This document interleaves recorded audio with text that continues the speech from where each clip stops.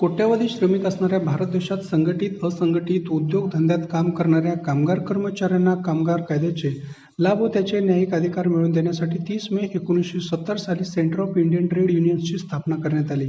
या सिटूच्या माध्यमातून अनेक कामगारांना त्यांचे न्याय व अधिकार मिळवून देण्यासाठी संघर्षाची विविध साधने आणि माध्यमे वापरून वर्ष संघर्ष उभा करण्यात आला. या वर्ष संघर्षाच्या जोरावर श्रमिकांना व कर्मचाऱ्यांना न्याय मिळवून देण्याचे काम अविरतपणे चालू आहे. परंतु या देशातील सत्ताधारी ज्या श्रमिकांनी रक्त सांडून कामगार कायदे मिळवले ते पायदळी तोडून त्यांना बेघर करून देशोधडीला लावत आहेत.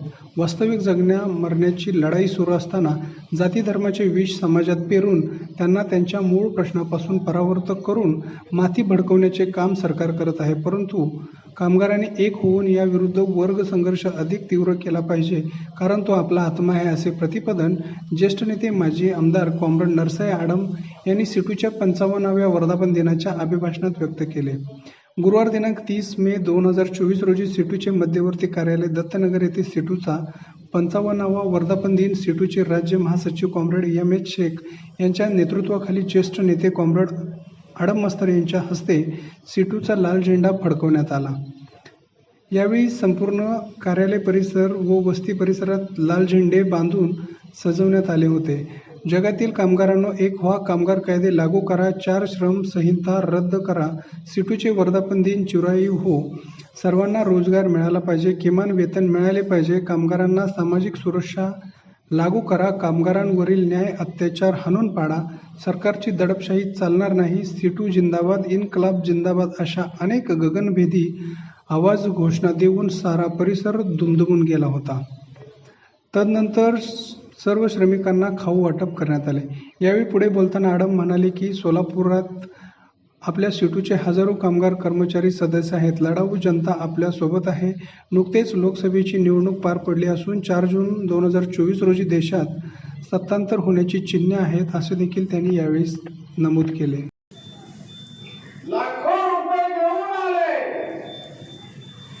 त्याला मी सांगितलं लाल झेंड्याला विकत घेणारा माणूस अजून जन्माला आलेला नाही. कोणाचाही 1 रुपया न घेता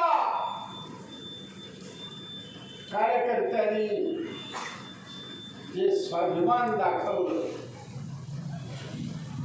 लाल झेंड्याला